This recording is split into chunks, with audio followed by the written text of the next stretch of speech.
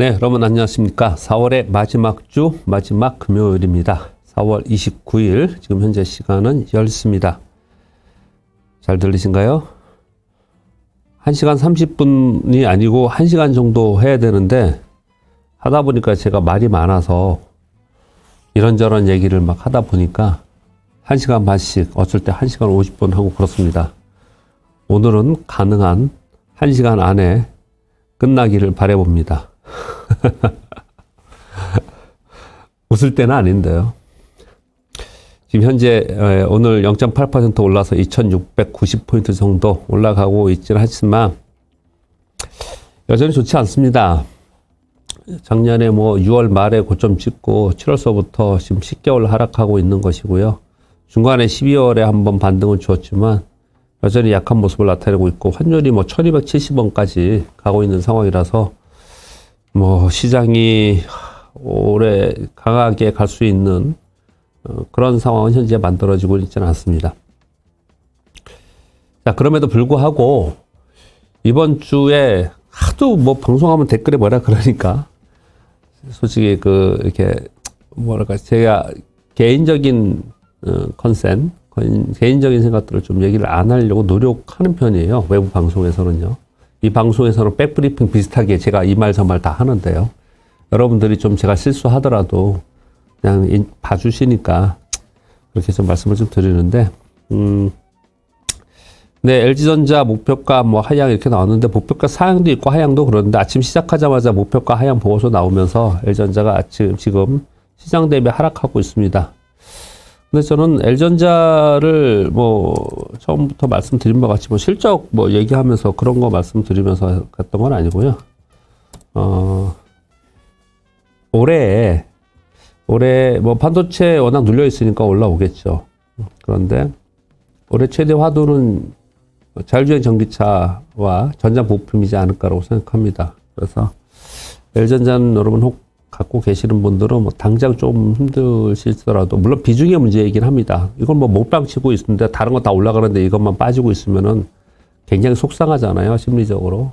그런 부분이 좀 있지만 이후 전망을 보고 충분히 가져갈 볼만 하다라고 생각하고 있고요. 예를 들어서 이런 겁니다. 우리 자율주행 전기차를 만들 때 필요한 것이 배터리가 필요하지 않습니까? 그리고 또 하나는 모터가 필요하고요. 전기를 돌리면서 차가 돌아가게끔 하는. 그러니까 지금, 내연기관차에서 얘기하는 거는, 뭐죠? 엔진을 얘기하는 게, 구동 모터를 얘기하는 거지 않습니까? 그리고 또 하나는, 자율주행 전기차가 돌아가게끔 하는 OS 시스템이 필요하죠. 이제 그게 반도체죠. 시스템 필요하고요. 그거는 이제 좀 부족한데. 그리고 나머지 부분들은 이제 전장 부품에 들어가는 것들은 거의 이제 센서들입니다. 센서들. 근데 전 세계에 이 세 가지를 계열사에 다 가지고 있는 것은 사실 LG 그룹이에요. 그래서 LG전자에 대한 기대감이 있는 것이고요.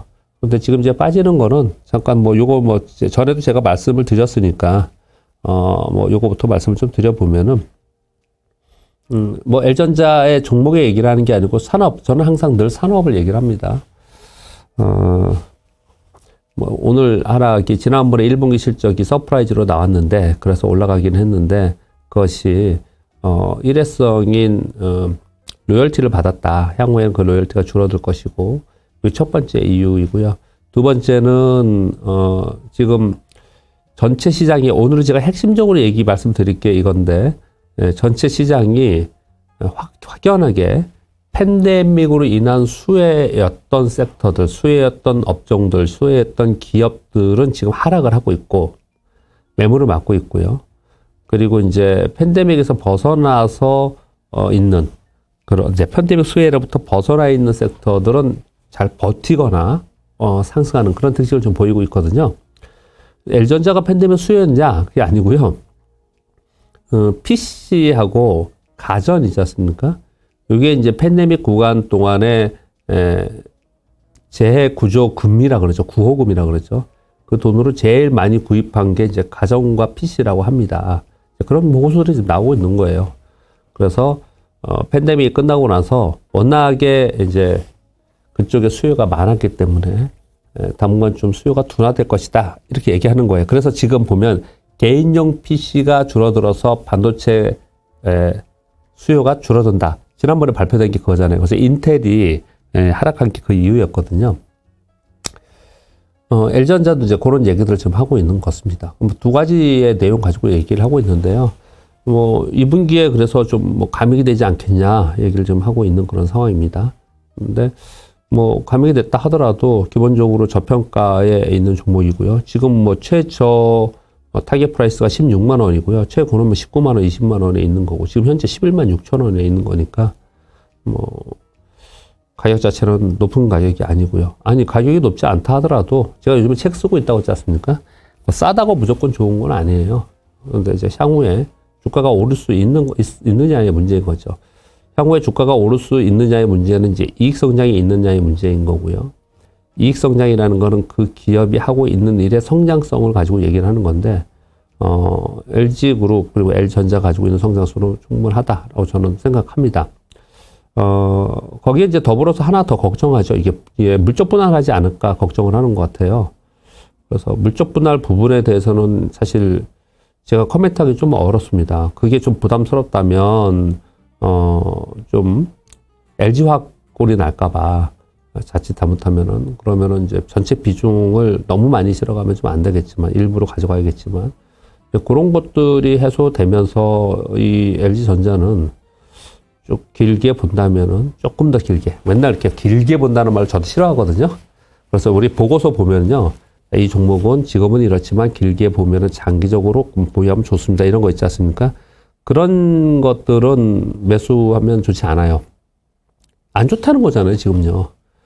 그러니까 너무 길게 보는 것은 좀 좋지 않은 것 같고요. 저는 올 하반기에 모빌아이가 상장되고 자율주행 얘기가 나오는 거고 전장 부품은 그리고 애플카가 내년 상반기에 베타 버전이 나오기 때문에 전장 부품 쪽은 핫 이슈가 곧 다가온다라고 생각합니다. 먼 미래가 아니고요. 그래서 꽤 높은 수익률을 바라보고 전체 여러분 자산 중에서 일부를 이 종목을 들고 계시는 게 어떤가라고 생각합니다. 그래서 고점이 19만 3천 원인데 지금 11만 7천 원인데요. 한 고점 돌파를 바라보고 충분히 갈 수 있지 않을까. 지금 당장은 좀 이렇긴 한데 그 말씀 정도 아침에 말씀을 좀 드려보겠습니다. 지금 이 종목은 제가 예전에 거론을 드렸던 종목이고요. 그리고 지금 오늘 이런저런 뉴스가 나와서 시황하기 전에 이거부터 말씀을 좀 드렸습니다. 이것을 갖고 계시지 않는 분들은 왜 요거 갖고 얘기하냐 이렇게 그랬지만 전반적으로 그렇게 생각하시면 될 것 같고요. 항상 그 주가가 떨어질 때 추격 매수는 하지 마세요. 여러분 삼성전자 계속 떨어지는데 추격 매수했는데 금방 반등을 할 것 같았지만 굉장히 오랫동안 반등을 못 했잖아요. 똑같습니다. 그러니까 거기 단가를 맞춘다고 매수하는 그런 건 하지 마시고요. 터닝 하는 걸 보면서 그때 매수하는 게 좋지 않을 거라고 생각합니다. 일단 아무튼 지금 요걸 갖고 계시는 분은 전체에서 비중이 전체에서 50% 넘는다 이러면 좀 힘들어지겠지만 그렇지 않다면 저는 LG 그룹을 보는 게 아니고 LG전자가 하고 있는 즉 LG전자라는 기업을 보는 것보다도 LG전자가 지금 하고 있는 사업들 그 사업의 성장성 전장 부품의 성장성 그걸 보면서 말씀을 좀 드리고 있습니다. 네, 지금 오늘 삼성전자 오랜만에 올랐잖아요. 제가 딴 얘기 하다 LG전자가 눈에 딱 띄어가지고 질문에 그래서 여러분께 지금 LG전자에 대해 설명을 좀 드렸는데요. 벌써 한 9분 동안 드렸는데 얘기하다 보니까요. 그러니까 저는 한 기업의 주가만 설명드리지 않고 이제 산업이나 이런 쪽으로 항상 보니까 이렇게 말씀을 드린 건데요. 자, 그럼 아무튼 시황으로 다시 돌아가서요. 지금 환율이 어마어마하게 지금 올라가 있지 않습니까? 그리고 10년 만기 국채 수익률, 미국의 국채 수익률도 올라가 있고, 우리나라 그 3년물 국고채 엄청나게 올랐습니다. 그런 가운데 미국의 지금 GDP 성장률 1분기가 역성장이 났습니다. GDP 성장률이 2분기 연속 나면은 그것을 경기 침체라고 합니다.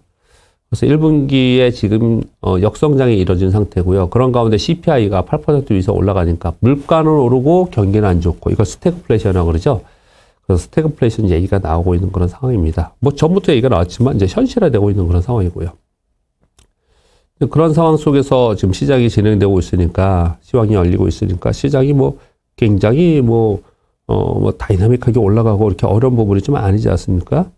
그런데 저는 뭐 지금 요 방송 들으시는 분들은 거의 대부분 삼프로TV 방송을 들으시죠. 이번 주에 제가 수요일인가? 오늘 금요일이니까요. 저는 위쪽으로 좀 봅니다. 이런 말씀을 좀 드렸더니 뭐 댓글에 뭐 그러다가 나는 손해 본다 뭐 이게 있었지 않습니까? 잘 보지는 않지만 이제 그렇게 제가 혹시나 어떤 생각을 하나 이렇게 해서 이제 딱 볼 때가 있어요. 옆에 이렇게 볼 때가 있는데요. 네, 그렇게 생각하는 이유를 먼저 말씀을 좀 드려보도록 하겠습니다. 늘 말씀드리지만 이 방송은 마치 백브리핑 비슷하게 있는 그대로 제가 생각하는 부분들을 좀 말씀을 드리고 있습니다.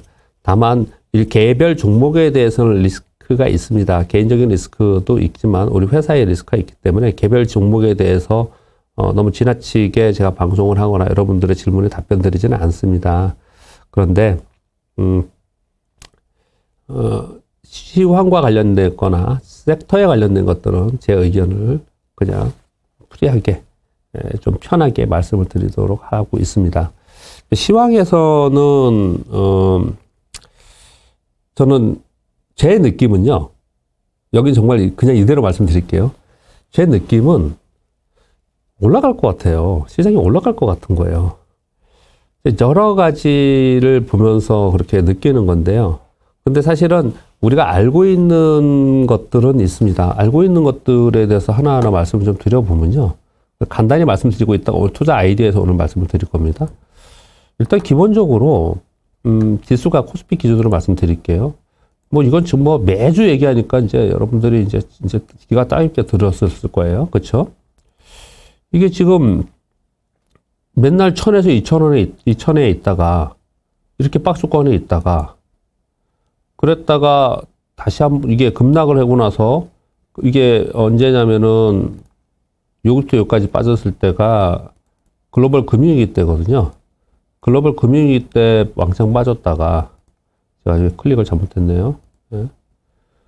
그랬다가 다시 원위치하고 박스권에 있었고 2017년도에 한번 호황기에 있다가 IT 호황기가 있다가 그 다음에 빠질 때 여기서부터 여기까지 빠진 거는 이제 양적 긴축하면서 다시 왔는데 그래봤자 2000이었단 말이에요. 근데 이제 팬데믹 때문에 빠졌어요. 그리고 나서 시장을 한 번 더 레벨업이 돼서 3000으로 간 거거든요.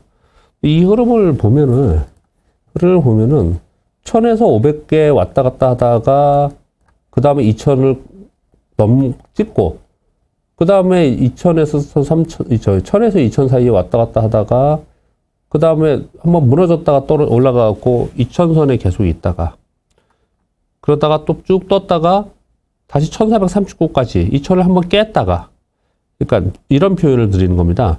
이렇게 박스권에 있는데 이 박스권에 있다가 얘가 이 안에 박스권에 이렇게 움직이다가 이거를 한번 깨면 그 다음에 레벨업이 되더라는 거예요. 그래서 그 다음 박스권이 생기고 그러면 그 다음 박스권에 안에 들어있다가 그러다가 얘를 한번 깼다가 또 레벨업이 되고 뭐 이런 식으로 우리 시장은 움직였습니다. 전반적으로. 이런 식으로 움직이는 거는 차트가 그랬다라는 것보다도요. 기업의 이익이 그런 식으로 증액이 되어 있었던 거고요. 우리나라 시가총액이 그렇게 늘어난 겁니다. 그렇게 봤을 때 2607포인트가 여기가 2017년도의 고점이거든요. 지금 이제 거기까지 와 있는 상황에 지금 있고요. 그러면 이걸 가만히 보면은 박스권에서 움직이다가 박스권을 빼고 내려갔을 때 다시 올라와서 그 다음에 일정한 박스권 안으로 계속 있고 또 깨고 내려갔다가 다시 올라가서 또 일정한 박스권 안에 있고 이게 이제 제 시황관이거든요. 이건 이제 작년 말서부터 올해 계속 말씀드리는 그냥 시황관이에요. 그런데 이 안에서 계속 이제 왔다 갔다 하기 때문에 변동성이 심하기 때문에 그 장기적인 흐름을 좀 이렇게 놓치는 거죠. 물론 저도 틀렸습니다. 제가 한번 실수하고 틀린 적이 있었어요. 그건 뭐냐면 저는 2750포인트 정도를 점점 정도로 생각을 했어요. 이 밑에까지 그렇게 많이 떨어지겠나? 2750. 지금 워낙에 돈들이 들어와 있고 기업 이익도 좋은데 그렇게 생각했는데 LG 에너지 솔루션을 생각을 못했어요. 그걸 계산에 넣지 못했습니다. 그래서 생각보다 더 빠졌어요. 근데 뭐 이 안에 있지 않을까 그렇게 생각을 하거든요. 근데 이제 요즘에 이게 좀 다시 터닝하지 않겠냐. 라고 생각하는 이유는 이제 아래보다는 위쪽 방향이 당분간 좀 있겠다라고 생각하는 이유는 뭐 때문에 그러냐면요. 그냥 뭐 두서없이 그냥 시황 쭉 말씀드려 볼게요. 지금 미국 시장이 뭐 얼마큼 빠졌냐 이게 아니고요. 지금 나스닥이나 이렇게 지수를 보려고 하는 게 아니고요. 미국의 10년 만기 국채 수익률을 먼저 볼게요. 미국 10년 만기 국채 수익률을 봤더니 지금 시장이 악재가 첫 번째가 금리이지 않습니까? 금리 인상을 얼마나 강력하게 하느냐 그거잖아요. 그래서 지금 굉장히 매파적인 발언들은 뭐 3.5%까지 가야 된다, 뭐 5% 올려야 된다, 뭐 이런 얘기들 하는데 그렇게 이 중심값에서 너무 멀리 벗어나 있는 말들은 우리가 들을 필요 없을 것 같고요. 이 중심값 안에 있는 내용들을 좀 들을 필요가 있는 것 같은데 일단 3%에서 3.25% 정도를 얘기를 하고 있는 것 같아요. 지금 이 미국 10년 만기 지금 국채 수익률을 보고 있는데 뭐 자주 보여드리고 있는 겁니다. 근데 처음 보시는 분도 있으니까 다시 중복되더라도 설명을 좀 드릴게요. 보시면은 3.2%를 넘어 3.2% 가는 경우에는 이렇게 극히 이례적으로 어떤 계기가 됐을 때 이런 일이 있었습니다. 2018년, 2019년도에 양적 긴축한다고 했을 때 한번 간 적이 있었고요. 그리고 나서 이제 떨어졌어요. 근데 지금 또 금리 인상과 양적 긴축을 한다고 하니까 얘가 지금 3%까지 가까이 와 있고요. 10년 만기 국채 수익률이. 이 10년 만기 국채 수익률이 3% 위로 올라서면은 시장이 텐트럼을 일으킵니다. 이때도 그랬어요. 2018년, 2019년, 19년도에도요. 한번 더 이렇게 급격하게 빠집니다. 근데 그걸 두려워하는 거거든요. 그런데 지금 전반적으로 이 국채 수익률이 3%까지 와 있다라는 거는요. 반대로 국채는 폭락했다는 거잖아요. 국채 가격이요. 그래서 지금 국채 채권 트레이더들은 다 지금 뭐랄까요. 반토막 났고, 반토막이 아니고 아직 로스컷으로 아예 깡통 나고 그랬다 그러더라고요. 왜냐하면 레버리지를 사용하고 있기 때문에 굉장히 힘든 상황을 그쪽에서 채권 시장은 우리 주식시장이 문제가 아니고 채권 시장에 있는 사람들은 지금 뭐 한겨울입니다. 다 꽁꽁 얼어 죽고 있는 그런 상황이에요. 그런데 그렇게 됐다라는 얘기를 아주 극한 상황까지 됐다라는 얘기는 또 이례적인 상황이 지금 이루어지고 있다라는 거죠. 그렇게 볼 수 있는 것이고 또 한 가지는 월가에서 지금 얘기하는 것은 기준금리 3.5%는 아주 높게 보는 사람들이 이렇게 보는 것 같고요. 그리고 10년 만기 국채 수익률은 한 3.25 정도? 뭐 이 정도가 고점 아니겠냐 이렇게 얘기를 하고 있는데 저도 거기에 되게 이제 생각을 많이 공감을 하는 편이거든요. 그렇게 공감하는 이유는요. 사실은 금리 인상을 더 할 수도 있겠고 여러 가지 그들이 정책이니까 그들의 의견에 따라서 회의해서 할 수가 있지 않습니까? 그런데 저는 기본적으로 어떤 생각을 갖고 있냐면요. 전 세계 글로벌리 고성장은 끝났다고 생각하고 주식을 보고 있습니다. 항상. 고성장의 시대는 끝났다는 거예요. 옛날에 우리나라가 막 10% 넘는 금리 시대가 있었고 미국도 5% 막 이런 금리 시대가 있었어요. 08년 이전에 글로벌 금융위기 이전에 얘네들의 그 10년 만에 국채가 막 5% 있고 막 그랬단 말이에요. 시중금리가. 근데 그때는 고성장의 시대였고요. 이제는 성장이 그런 고성장의 시대는 끝났다는 걸 기본적으로 저는 가지고 있습니다. 뭐냐면은 우리가 이게 약간 왜곡된 현상이 나타나고 있는 게 그냥 천천히 말씀드릴게요. 팬데믹으로 인해서 코로나19 팬데믹으로 인해서 코로나19 팬데믹 이전에 우리가 가졌던 생각들이 바뀐 게 굉장히 많아요. 근데 코로나 이전에 우리가 가졌던 시장의 마인드는 뭐였냐면 저금리, 저성장이었어요. 그랬던데 팬데믹으로 인해서 완전히 폭락했다가 성장이 폭락했다, 역성장했다가 그랬다가 다시 팍 올라오면서 성장률이 굉장히 높았단 말이에요. 미국이 작년 4분기에 성장률이 6.9%였잖아요. 그런데 요번 1분기가 마이너스 1.4% 나오니까, 오늘 아침 발표된 게요. 그러니까 미국 시장으로는 이제 저녁에 발표된 게, 그러니까 뭐 시장은 이제 충격을 받을 수밖에 없는 그런 상황이 있는 거거든요. 근데 그것은 팬데믹으로 인한 왜곡 현상에 의한 게 아니라는 거예요. 많이 올라갔던 것도 많이 내려갔던 것도. 이 팬데믹 구간 2년을 뚝 잘라놓고 그냥 아예 없애버리고 생각해 보면은 전 세계의 경기는 계속 저성장 국면에서 크게 벗어나지 못하고 있기 때문에 금리 자체도 아주 높게 올릴 수 있느냐? 저는 그렇게 생각하지는 않아요. 이 얘기 굉장히 오랫동안 제가 하고 있어요. 근데 제 생각보다 지금 더 올라가고 있어서 여러분들이 틀렸다 생각할지 모르겠지만 장기적인 흐름을 얘기를 하는 겁니다. 장기적인 흐름에서 저성장 국면에서 금리를 고금리로 올릴 수 있을까? 그렇게 하지 못할 거라고 생각해요. 그래서 한계가 있을 것이다. 근데 왜 이렇게 빨리 올리려고 그러냐? 여러분, 왜 이렇게 빨리 올리려고 그러냐면요. 연준은 금융정책으로 뭔가를 이 시장에 시그널을 계속 줘야 될 거 아닙니까?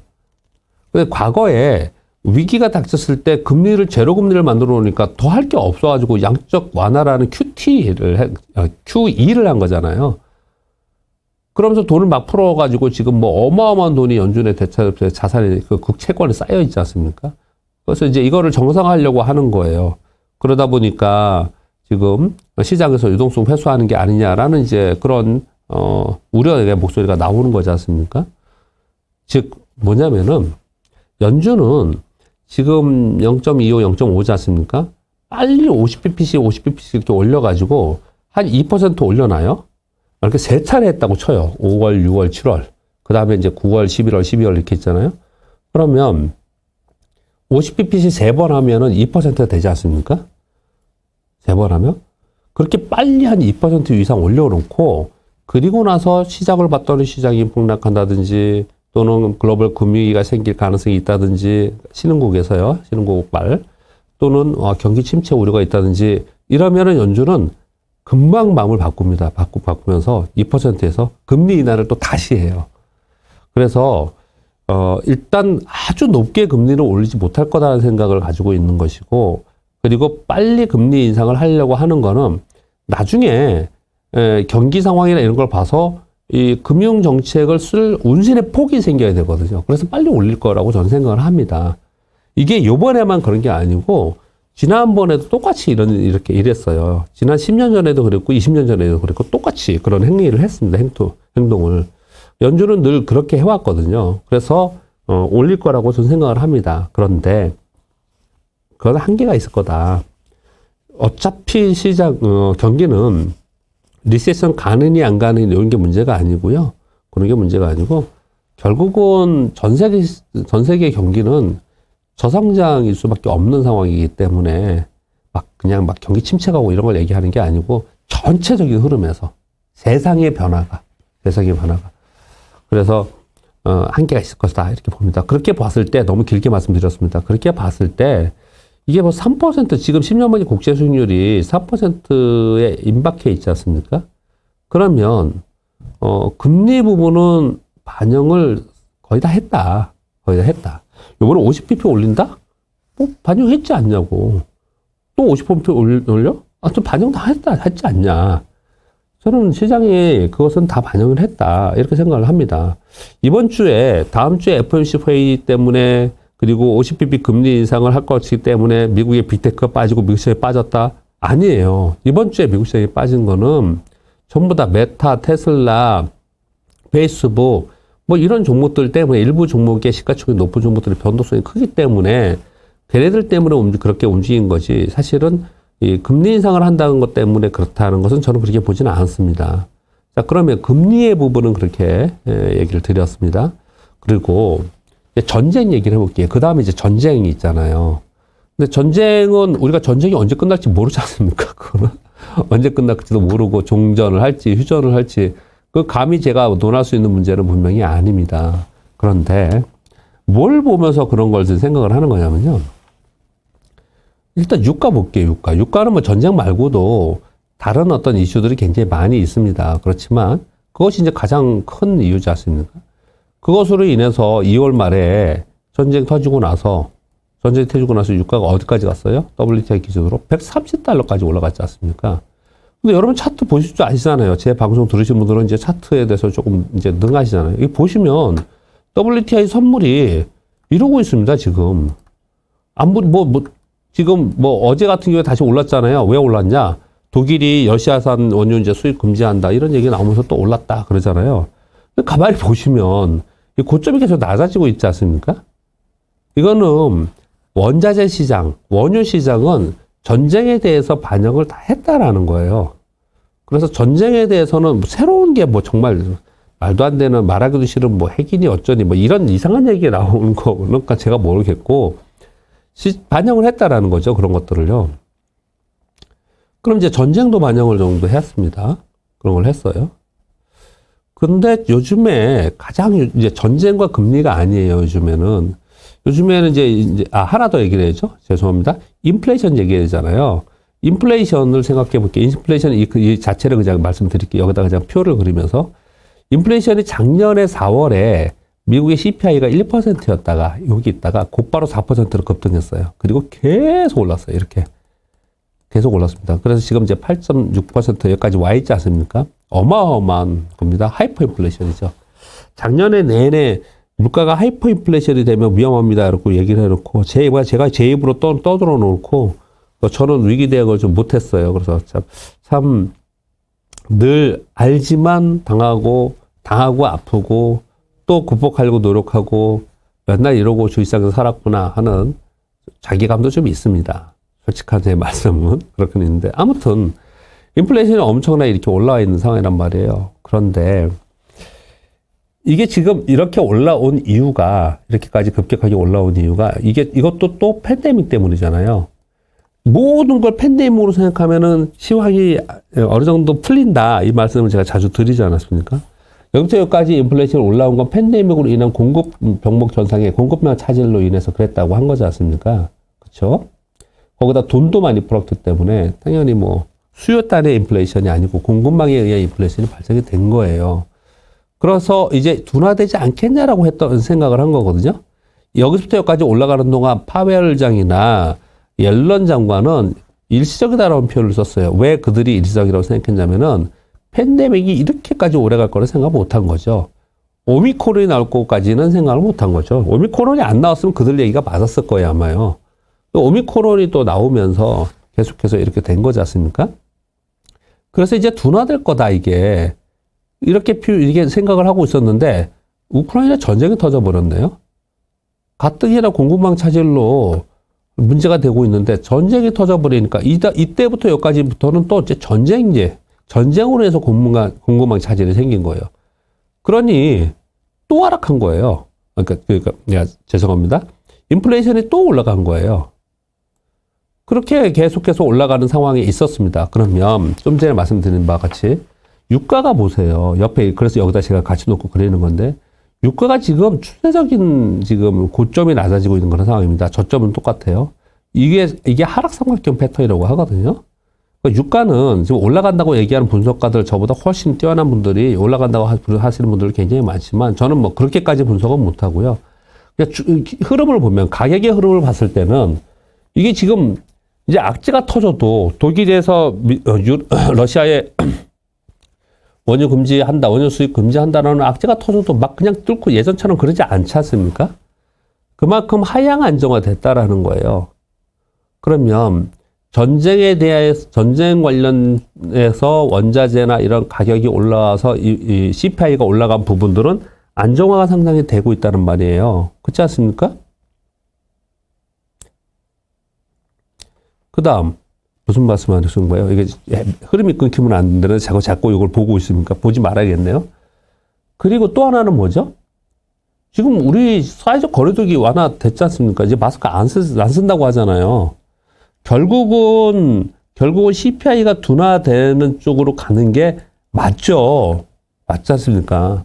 물론 이렇게 얘기할 수 있죠. 새로운 코로나가 또 발생이 되면은, 그러면 또 틀린 거겠죠. 지금 현재 흐름에서 봤을 때는 완전히 우리가 이해할 수 없는 흐름이 나타나는, 예상할 수 없는 흐름이 나타나는 것들은 할 수 없는 거고요. 지금의 흐름을 봐서는 CPI가 둔화될 가능성이 상당히 있는 거지 않습니까?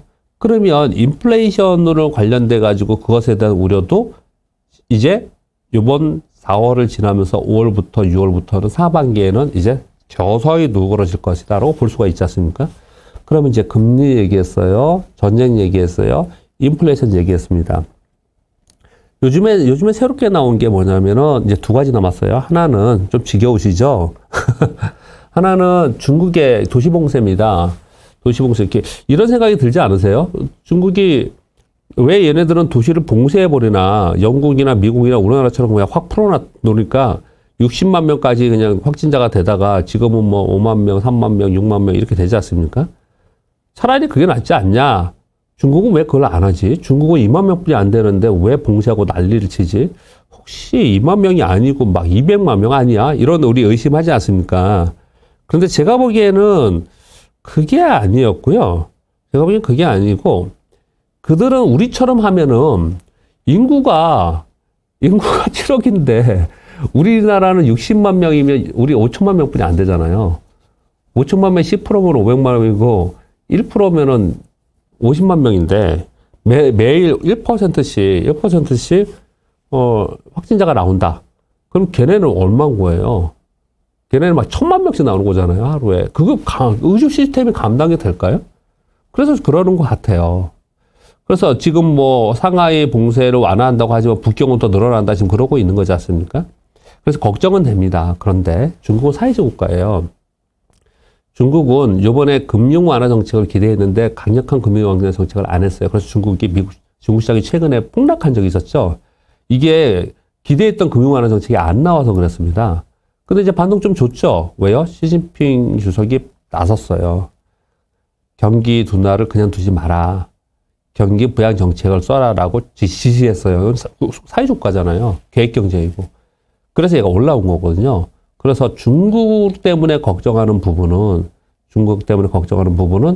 지금 지나갔다. 이렇게 좀 보여집니다. 그래서 중국 때문에 걱정하는 부분은 이제, 시간이 흘러가면서, 완화될 가능성이 상당히 있다. 이렇게 생각합니다. 이제 하나 남았습니다. 이게 지금 핵심입니다. 환율이에요, 환율. 결국은 환율이지 않습니까? 우리 환율 한번 보겠습니다. 환율도 여러 차례 제가 보여드리긴 했는데요. 보겠습니다. 원화로요. 일단 달러 인덱스 볼게요.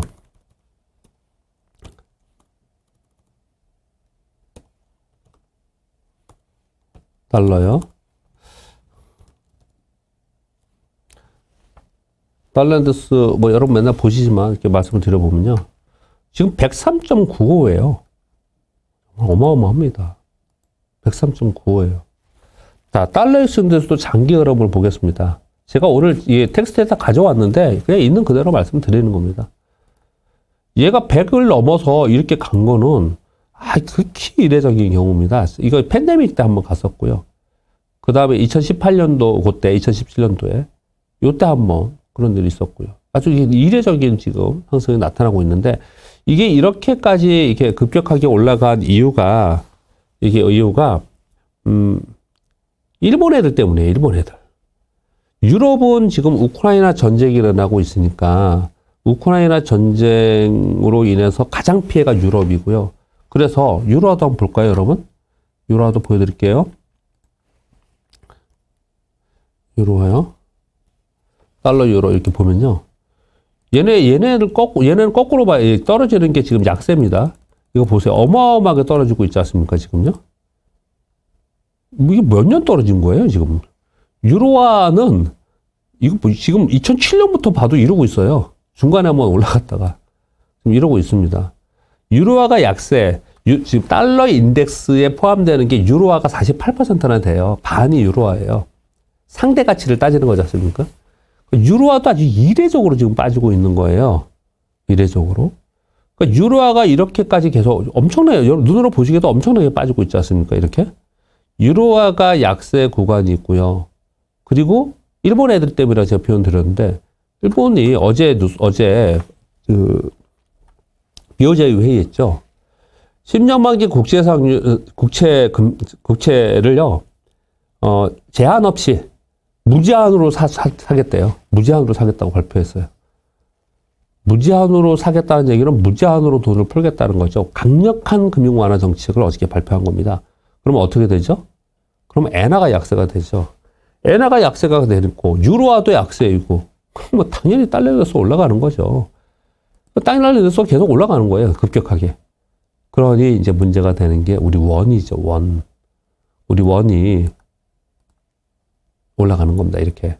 아주 이례적으로 올라가고 있습니다. 우리 원도 1275원. 이 1275원 올라가는 거는 정말로 제가 표현을 이례적이라고 하는데 없다니까요. 보세요.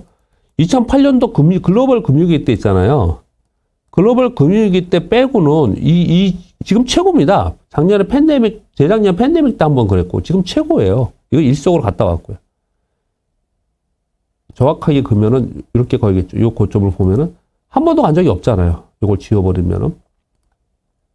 이걸 지워볼게요. 그러면 따지고 보면은 이렇게까지 올라간 게 뭐 때문이냐.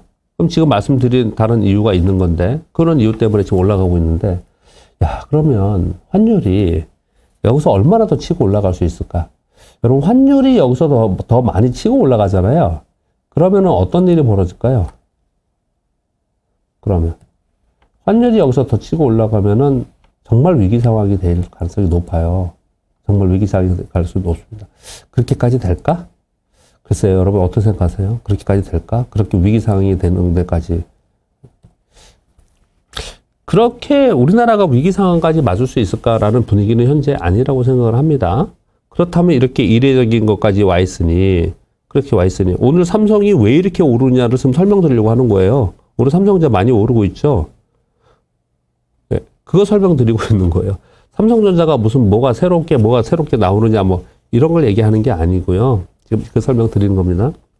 환율이 여기까지 와 있습니다. 그러면 이 환율이 떨어지면, 환율이 고점으로부터 떨어지면, 그러면 외국인들이 우리나라에서 그동안에 강력하게 매도해놨던 것을 쇼커버하면서 매수를 하겠죠. 왜요? 환율이 떨어지는 동안 얘네들은 환차익을 누릴 수 있고요. 공매도 쳐놨던 것들은 이익실현을 해야 되고 그렇기 때문에 매수에 들어오겠죠. 그럼 외국인들이 들어올 때 어디를 들어와요? 대형주를 들어오겠죠. 대형주의 전기전자를 들어올 겁니다. 그래서 대형주 전기전자가 오르면서 시장을 끌어올릴 거예요. 그런데 그게 언제 될 줄 알겠냐. 이런 얘기를 제가 다 방송에 이런 데 못하기 때문에 여기서 말씀을 드리는 거예요. 그냥 제 생각을요. 언제 될 것 같냐. 그 조건은 지금 쭉 여러분 들어보시면 하나는 전쟁이 종료되면이에요. 근데 전쟁이 언제 종료될지 모르잖아요. 좋습니다. 전쟁이 종료되는 걸 모른다 하더라도 현재 아주 강한 전쟁이 일어나고 있는데 전쟁으로 인해서 발생된 원자재 가격이나 원유 가격이 안정화되는 걸 보니까 야, 그거는 이미 반영이 됐어. 전쟁 종료되면은 환율이 그냥 떨어질 거야. 유로화 올라올 거고 그러면서 달러 인덱스 떨어질 거고 우리 환율 떨어질 거야. 원화 강세가 될 거야. 두 번째, 미국이 이 와중에도 달러 강세를 용인하고 있는 것은 달러가 강세여지만 지금 현재 인플레이션을 제어할 수 있는 하나의 역할이 되는 거지 않습니까? 이해되세요? 이 말씀은요? 자국의 달러가 강해야지 수입해 올 때 1달러에 가져올 수 있는 거를 자국의 달러가 약해지면은 1달러가 아니고 1.1달러에 가져와야 돼요. 그러면 물가가 막 급등해 버리잖아요. 그래서 미국하고 상대 쪽에 있는 신흥국들이 굉장히 항상 고물가에 시달리고 그러는 거거든요. 달러 강세이기 때문에. 그래서 신흥국이 위험할 수 있다는 표현을 계속 하는 거예요. 우리나라도 이게 더 올라가면 위험해지는 거고요. 그러니까 미국은 제가 한 게 아니고 옐런 장관이 직접 그렇게 얘기를 했어요. 지금 하이퍼 인플레이션 때문에 달러 강세를 당분간 용인한다. 이런 얘기를 했단 말이에요. 이 얘기를 다시 얘기해 보면 인플레이션이 둔화되면 달러 인덱스가 떨어지겠죠. 전쟁이 끝나도 떨어지고 유로화가 강세가 되면 떨어지고 하지만 CPI 인플레이션 지표가 올라가는 게 둔화되면은 그러면 달러 인덱스가 떨어지겠죠. 근데 제가 지금 쭉 설명을 드렸잖아요. 5가지를요. 인플레이션은 CPI 지표는 이제 떨어질 가능성이 훨씬 높아요. 그럼 이제 달러 인덱스는 이제 떨어지겠네? 라고 될 가능성이 상당히 높아지고 있다라는 거예요. 지금. 자, 이런 정황들을 봤을 때 그러면은 이제 우리나라는 수급적 요인 때문에 외국인들이 계속 팔고 기관들은 넋놓고 쳐다보고 있고 그러니까 계속해서 이렇게 나쁜 상황이었는데 그러면 환율이 바뀌면서 수급이 바뀌면서 시장을 한번 그동안에 오랫동안 눌려 있었기 때문에 한번 팍 칠 가능성이 있겠네. 요런 기대를 좀 시장을 하고 있는 거지 않습니까? 그 외에 여러 가지들 다 빼고 지금 제가 시장이 올라가 얘기하는 게 아니라 지금 굉장히 안 좋습니다, 여러분. 이걸 폭락하고 지금 밑에 하단에 있잖아요. 언제든지 이 하단을 깰 수 있는 그런 상황에 있습니다. 그런데 제가 생각할 때 제 느낌은 여기서 아래로 있냐 위로 있냐로 봤을 때 지금 말씀드린 5가지 이유에서 원자재 가격들이 지금 그냥 하향 안정화 되고 있고 야 그러면은 CPI라 소비자 물가 지수는 좀 떨어지겠네. 그런 것들을 정황을 이렇게 봤을 때 야 그러면은 외국인들 입장에서 생각을 해봤을 때 외국인들이 여기서 공격적으로 앞으로 원화가 더 올라갈 거야. 1,300원 가고 1,400원 갈 거야. 그래서 거기에 베팅할 거냐? 아니면 여기서 떨어지면서 하향 안정화 되는 것에서 베팅할 거냐 봤을 때 후자가 훨씬 강할 가능성이 높다. 이렇게 생각을 합니다. 그러다 보니 최근 들어서 아주 직접적인 원인 하나가 시장이 올라가는 이유 하나 뭐냐면 기관들의 수급입니다. 제가 요즘에 3프로에서 여러분 자꾸 이 말씀을 드리죠. 이번 일주일 동안 한번 볼게요. 이번 일주일 동안 수급을 보면요. 개인들이 1조 5천억 매수하고 외국인들이 1조 5천억 매도했어요. 금융투자가 3천억이나 매도를 했습니다. 그런데 보시면 연기금이 4,300억 수 매수했어요. 연기금이 정말 오랜만 아닙니까? 정말 오랜만에 연기금이 들어오기 시작을 한 거예요. 그러면 연기금들이 이 시점에 여기서 2,600 깰 수도 있다고 지금 사람들이 막 얘기하고 그러는데 왜 들어왔을까? 분명히 이건 전략적인 회의가 있었을 거라고 저는 생각을 합니다. 연기금에 투자하시는 투자 운용하시는 분들이 분명히 어떤 판단을 했을 거라고 생각을 해요. 그러니까 이제 들어오기 시작을 한 거라고 보거든요. 어떤 간에 그 판단이 맞든 틀리든 간에 연기금의 수급으로 인해서 우리 시장은 뒷받침이 지금 되고 있는 거고 상대적으로 올라오기 시작을 했는데 이 연기금이 이제 최근에 보시면요. 밑에 있는 것은 코스닥입니다. 여기 있는 건. 코스닥을 보면은 사모펀드나 연기금이나 투시나 국내 기관들이 코스닥은 사지 않죠. 코스닥 팔고 있지 않습니까? 그러니까 대형주 위주로 들어오고 있다는 거예요. 그래서 이게 지금 시장이 우리가 한동안 제가 지난주에도 그런 말씀드렸고 지지난도 말씀드렸는데 대형주 갖고 있는 분들이 상대적으로 고생이 많으시고 오히려 중소형주 갖고 계신 분들이 괜찮습니다. 저도 보니까 고객분들도 그렇고 저도 그렇고 중소형주 갖고 계신 분들은 다 회복하고 그랬는데 대형주 갖고 계신 분들이 오히려 좀 좋지 않다. 이렇게 말씀드렸거든요. 이게 바뀌고 있다는 거예요, 지금요. 이게 바뀌고 있어요. 그래서 어제 상승한 종목들도 가만히 보면은 어제 시장이 1% 올랐고 코스피가 올랐고 코스닥은 마이너스였지 않습니까? 그 상황 속에서 어제 올라온 종목들 보면 뜬금없이 LG화학도 올랐고 어저께 보면은 여태까지 별로 이렇게 관심이 없이 야 이거 되겠어? 고생 많이 시켰던 그런 거 있잖아요. 물론 개별 이유도 있었지만 한국전력이 어저께 몇 퍼센트 오른 거예요, 이게요. 어제 8% 올랐습니다. 그리고 LG화학은요. 오늘 또 오르네요. 어제 8% 오르고 오늘 5%가 오르고 있어요. 이런 주식들이 이제 올라오기 시작을 했다라는 거예요. 어제 시가총액 상위 종목 중에서 크게 올라온 종목들을 보니까 그동안의 시장에서 조금 세워되어 있었고 그리고 남들 막 좋을 때 별로 못 올라갔던 애들이 올라오는데 왜 올랐냐 봤더니 반드시 그 뒤에는 이면에는 수급이 있는데 그 수급이 국내 기관들의 수급이 숨어 있다라는 거예요. 그동안 그렇게 많이 팔았잖아요. 그래서 시장은 아까 말씀 5가지 그리고 내부의 수급을 봤을 때 뭐 매크로 환경도 안 좋고 뭐 오늘 미국 시장 또 빠지겠죠. 아마존 때문에. 그런 것들도 있지만 여기서는 시장이 반등하지 않겠냐? 그래서 제가 어제 우리 고객분들 거를 중에는 ETF가 주문이 안 들어가서 보는데 주문 들어가는 분들을 좀 매수를 했었는데 오랜만에 코덱스 레버리지 ETF 샀어요. 정말 오랜만에. 제가 사서 뭐 어떤 시장 못 갈지 모르겠지만 제가 정형지시 된 것 같은데 저는 지금 이 상황은 이런 거죠. 지수로 예를 들어서 따지고 지수에서 봤을 때 난 여기서 지금 아래로 확률과 위의 확률 늘 이 말씀 드리잖아요. 그래서 확률과 퍼센테이지 따졌을 때, 난 여기서 사고 떨어지면 한 번 더 산다고 생각하고, 이거는 물타기가 아니고요. 전략입니다.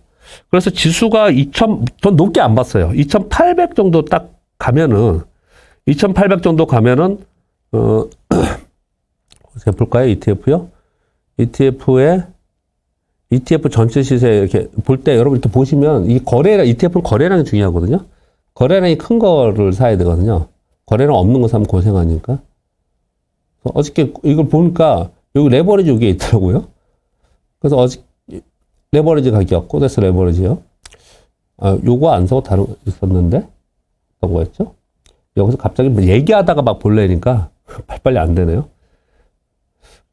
제가 어제 계산을 해보니까, 요걸 계산해 보니까 2,800만 가면은 걔가 한 12% 수익이 나더라고요.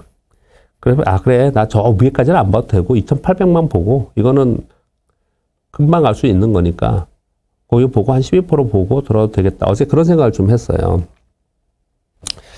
자, 이런 거예요, 여러분. 지금 SK 이노베이션도 오릅니까? 아니면 빠집니까? 빠져서 미쳤다고 그러시나요, 지금? 여태까지의 정황을 보면은, 악재라는 게 금리 인상에 정리 좀 할게요. 너무 이런저런 얘기했습니다. 지겨우실 것 같은데 죄송합니다. 나중에 찬찬히 들어보시고 또 아는 내용일 수도 있지만 금리 인상의 부분은 지금 환율 움직임을 봤더니 채권 시장을 봤더니 이건 반영하고 간다. 그리고 지금 시장에 나오는 것처럼 막 그렇게 못 올린다. 경기가 그렇게 저성장인데 전기가 못 올라가는데 어떻게 그렇게 올리냐. 많이 오지 않았냐. 두 번째, 전쟁 부분. 전쟁이 언제 끝날지 모르겠지만 전쟁으로 인해서 원자재 가격, 원유 가격이 막 올라갔던데 걔네들의 가격 움직임을 봤더니 다 반영을 했더라. 걔들 다 반영을 했더라. 그리고 중국도 우리나라 경기 둔화 얘기, 시진핑도 한마디 해주더라. 이런저런 정황 제가 5가지까 말씀드렸는데 그런 것들을 쭉 이렇게 봤을 때, 야 이거 환율도 그렇고 전부 다들 이 턱에 차 있는 거잖아요. 우리가 왜 차트를 볼 때 이런 걸 하잖아요. 우리 그냥 SK 이노베이션 띄워주셨으니까 이렇게 하잖아요. 그런 게 하시는 분들이 많잖아요.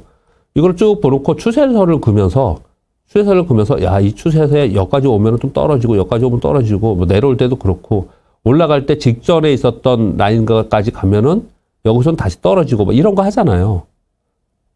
이런 것들을 생각하면서 우린 개발 종목을 거래한단 말이에요.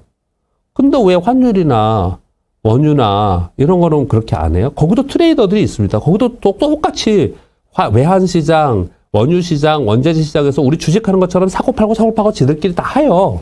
우리 주식자보다 훨씬 더 큰 돈으로. 거기도 분명히 이런 게 있거든요. 여기까지 갔으니까 여기 더 올라가긴 힘들어. 여기서 좀 팔자. 여기서 좀 사자. 이게 있거든요, 거기도. 그런 것들을 봤을 때, 시장은 지금 외부로 매크로 환경에서 나오는, 뉴스에서 나오는 그런 거와 다르게, 이게 시장은 좀, 위쪽으로 바라볼 개연성이 점차로 시간이 흘러가면서 생기는구나. 이 정도 좀 생각을 좀 하고 있습니다. 그래서 여러분, 지금 제가 보기에는,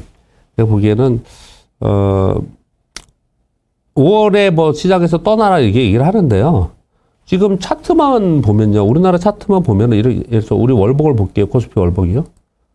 이 차트만 보면은 어떤 차트예요? 이거 위험합니다, 이거요. 왜요?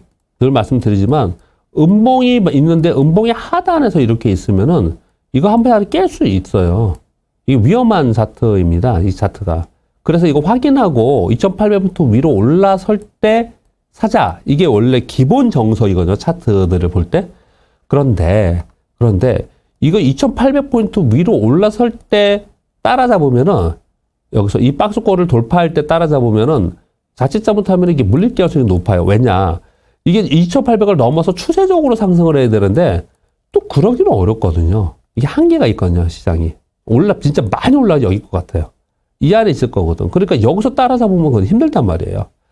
그래서 종목별로는 뭐 실적이 좋다라고 하는데 그냥 빠져 있는 거나 향후 성장에 대해서도 뭐 긍정적인데 빠져 있는 것들은 여기서 그냥 사서 지금 조금만 좀 참아보는 게 어떤가. 정도의 시황을 저는 지금 가지고 있습니다. 네, 그 정도. 시황을 쭉 설명을 드렸는데요. 그거를, 정리해서 말씀드리면 이렇게 딱 그냥 키워드만 말씀드릴게요. 이번 주에 시장이 왜 미국 시장이 급등하기 심했냐.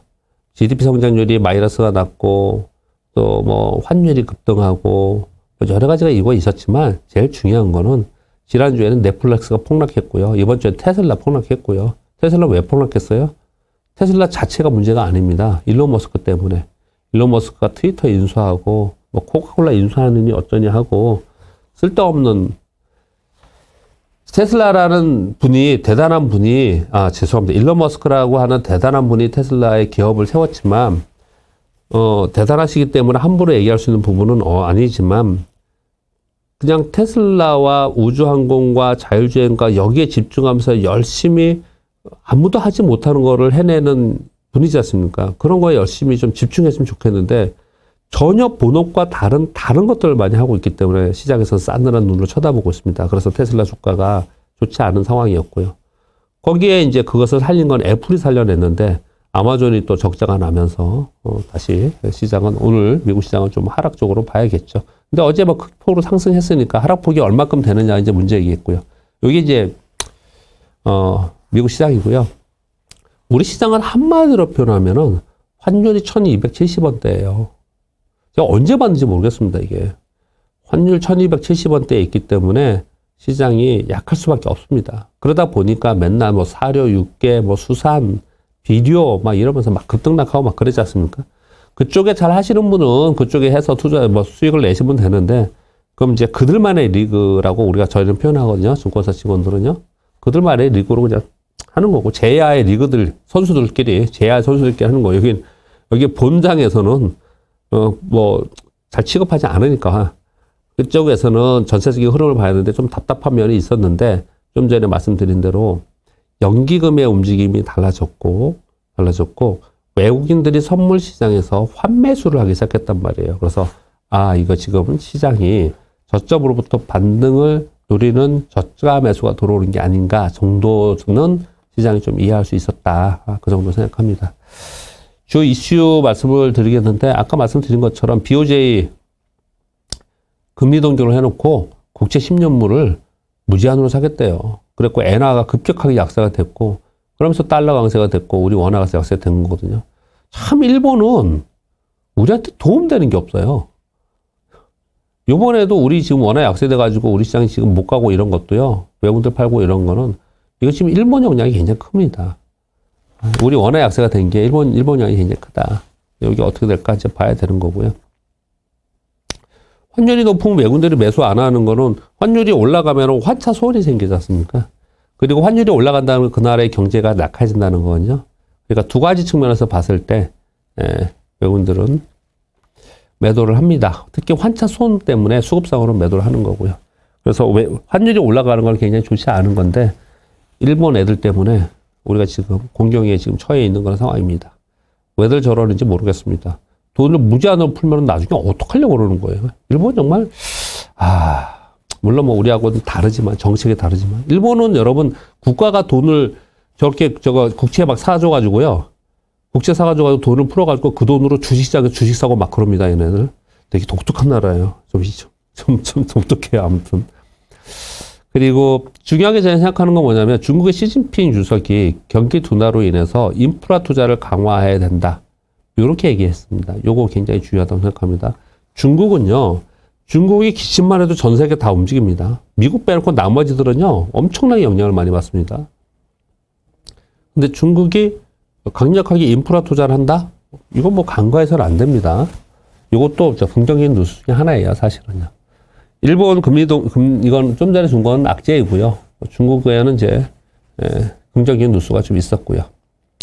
그리고 최근에 삼성 SDI 뭐 실적 좋다고 발표 많이 하죠. 원통형 배터리 얘기를 계속 나오고 있습니다. 그래서 원통형 배터리 관련 주들은 관심 있게 보자, 거래하자. 이건 말씀드렸습니다. 지난 2주 동안. 그리고 지금 시간이 많이 지나서 몇 가지 중요한 거 말씀드릴게요. LX에서 시스템 반도체, 그리고 SK에서 전력 반도체를 인수한다라는 게 있었는데요. 그런 거 상관없고요. 누가 뭘 하느냐보다도 우리는 그러면 전력 반도체 기업은 뭐냐, 시스템 반도체 기업은 뭐냐, 얘네는 좋겠네. 그럼 나는 그쪽은 성장성을 보고서 가져갈 수 있겠구나. 실적만 된다면 나는 들고서 가자. 이렇게 할 수가 있는 거죠. 그쪽도. 그리고 자율주행 시대에는 자동차용 구독이 차 판매 수익보다 더 늘어날 거다. 한국자동차연구소에서 발표된 겁니다. 자동차용 구독 서비스를 지금 운전자들이 30%만 이용을 한다라고 가정했을 때 영업이익이 약 147조 정도로 추정한다고 합니다. 이익이.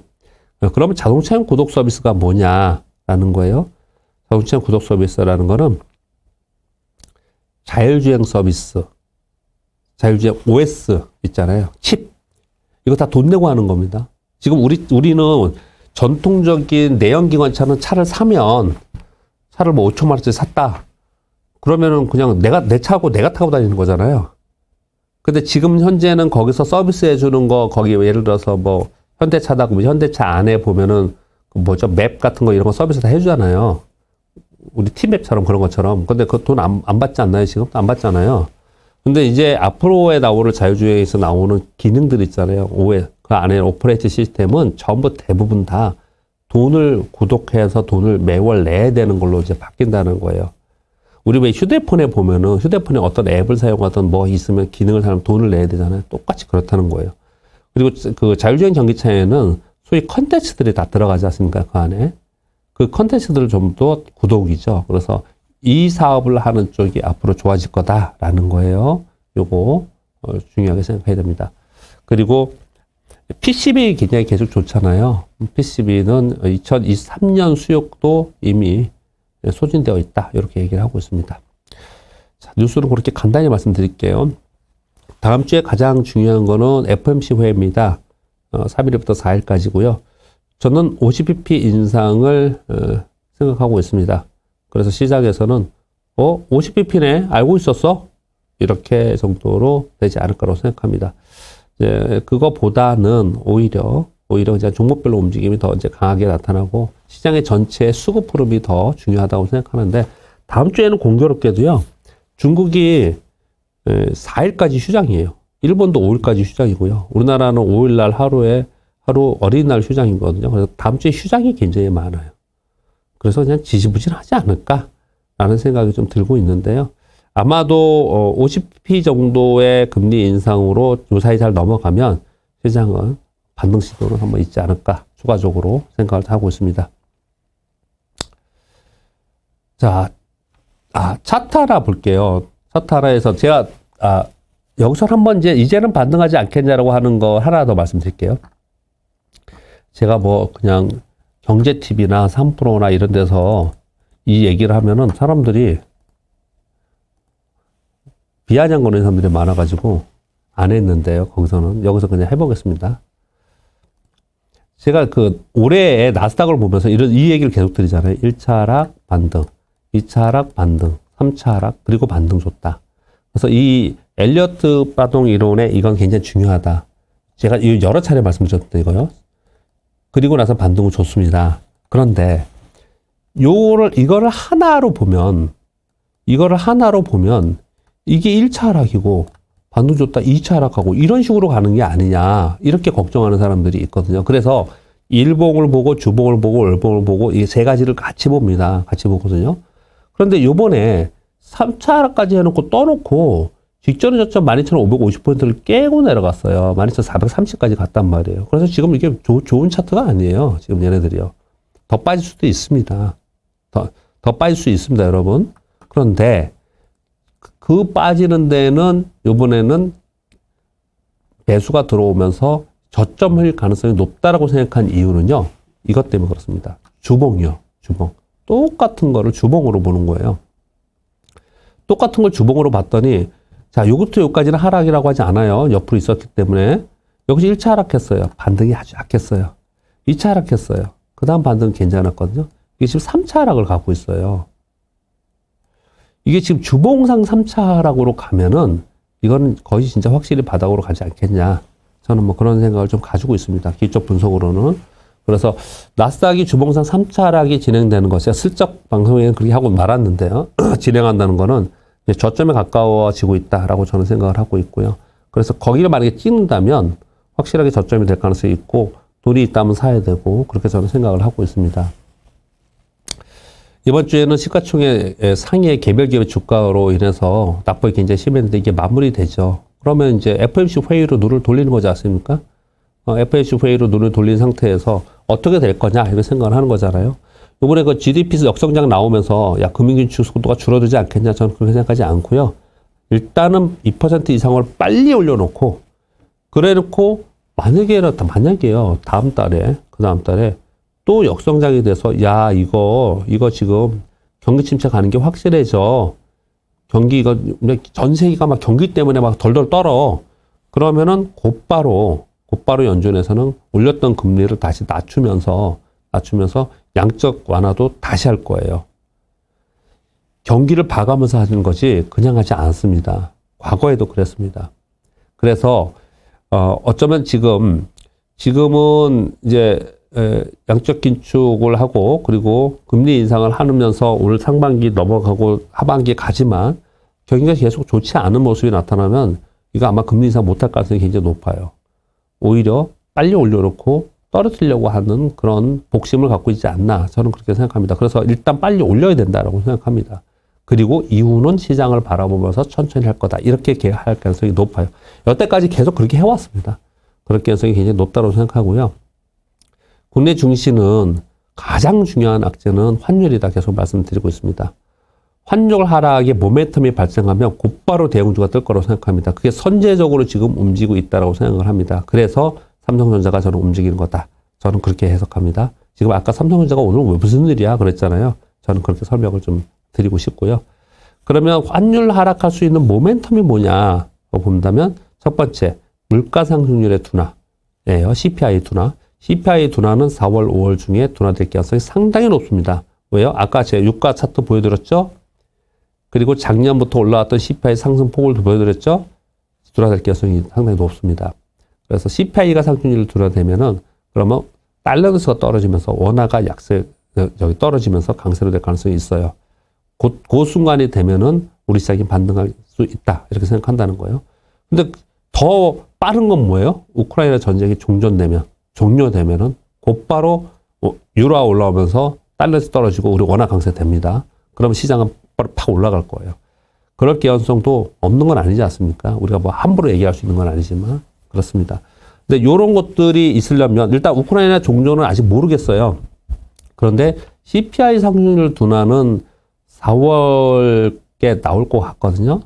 그럼 CPI가 상승률 둔화된 건 4월 5월 중하순 되면 알 수 있습니다. 알 수 있어요. 그렇다면은 그 기간 동안 지금부터 다음 주, 그 다음 주 한 1, 2주 동안 시장이 제한적으로 등락하겠지만 그 지표가 확인되면 시장은 반등할 가능성이 더 높다. 저는 그렇게 보고 거래하고 있습니다. 사실 뭐 시황이 굉장히 어렵습니다. 이렇게 되고 나서 또 밑으로 푹 빠질 수도 있고 뭐 이렇게 있을 수 있지만 어떤 시황관을 가지고 내가 대응을 하고 어떻게 투자하는지는 수익률이 굉장히 다르고 그 수익률이 뭐 어떤 실패하면 수익률 떨어지는 거고 맞으면 수익률 뭐 좋아지는 거 하지만은 어떻든 간에 어려운 결정이라도 결정을 하고 내 판단은 분명히 있어야 된다라는 것이지 않습니까? 그게 굉장히 중요합니다.